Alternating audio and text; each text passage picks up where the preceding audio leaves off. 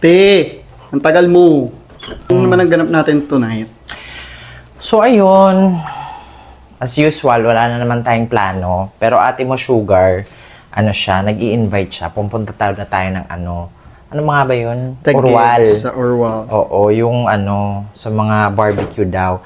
So, check lang natin yung place. Tingnan natin if it's really worth the hype. Tapos, siguro we'll take it from there.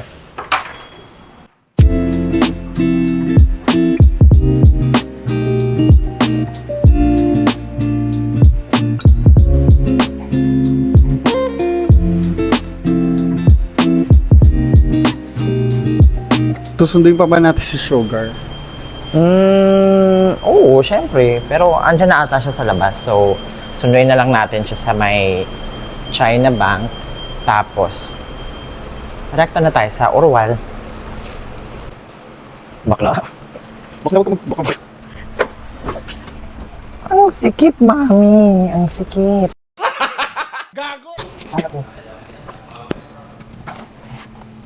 Ayan, so tonight is going to be just family. Tayong tatlo lang. Tapos, ano lang, parang tanggal lang ng boredom. Tapos, punta tayo, kain. Tapos, kung ano na lang maisipan ulit. So, palabas na tayo. Susunduin natin Feeling ko si... magko-coffee tayo ulit.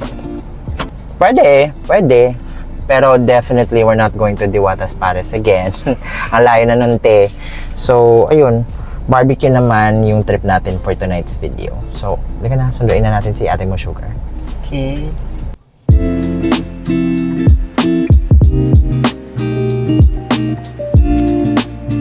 Guys, asan ba si Sugar? Nakikita mo na ba siya?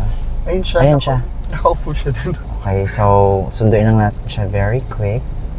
Ano, nakita mo na ba kung saan dapat yun? Waze mo na. Yes, ate. So, saan? Palabas ba tayo dito? Straight or dun sa kabilang daan? Sa kabilang daan, pag-exit tayo. Okay, sige, go. So, ready na kayo, guys?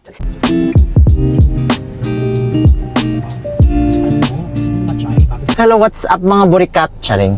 So, eto na nga tayo. Dito na tayo sa location. So, ayan. Urwal pala yung name ng pinaka-place. Akala ko Urwal Street something. Pero ayun siya, oh. Nakikita nyo. Wala na masyadong tao. So, sakto lang talaga yung dating natin. Hindi na tayo masyadong mag-aantay. Anong oras na ba? Time check. It's 10:50. Hindi ako marunong magbasa. So, It's already 10:40. 10:49 according to the digital clock. Alright, so bababa na tayo para tayo makapila at makakain na dahil medyo, ano na, Tom Jones na tayo. Yan. Ang aliwalas naman ng gabi tonight. Parang may pollution pa rin. Maaliwala siya, tsaka tingnan mo. Gabi to. Ang swerte natin dahil wala masyadong pila. Saan tayo? Oh. Ang ducks.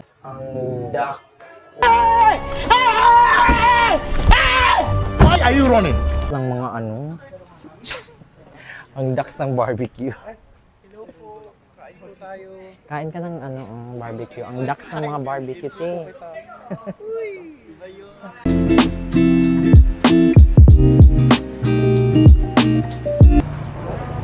Ayan, so naka-order na kami, guys. Medyo dumadami na yung tao. Eto sa amin, may bulaklak kami. Dalawa po siya. Dalawang sa amin. Oo. Mukhang masarap yung mga food. May lechon belly pa sila. Kasi yung mga ano, nag-aaway sila. Meron din sa kabilang ano, opposite side ng street, may mga nakalagay ding ano, mga lamesa.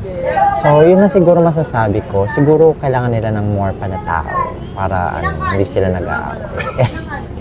Pero mukhang masarap talaga yung food. So, malalaman natin pag sinerve na. Guys, i-review natin yung food nila. Tapos tignan nyo naman kung gaano ka-ducks.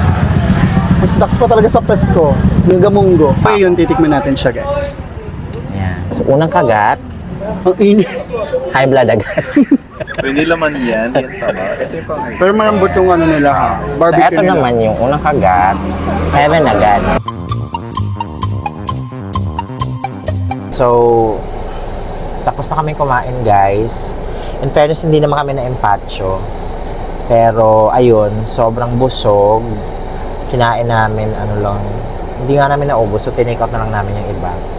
So, ayun, masaya naman. Pero mas masaya pa rin yung staff. Harutan na sila ngayon. So, saan ba tayo next? Mga gays. hindi ka lang bakla. Ang dami. Ang dami natin hindi bakla Ano dito. tayo McKinley? Ayun. So, McKinley Hill. Okay? Amin na. Oo. So, magma-McKinley Hill tayo para magkape. Pero hindi natin sasabihin na yung totoo nating motibo talaga is humanap ng okay, ganyan dapat talaga eh. Kapag kakain ka, gusto nyo pa ba marinig yung mga susunod ko sasabihin? So, I'll spare you the details hanggang sa next namin na stop.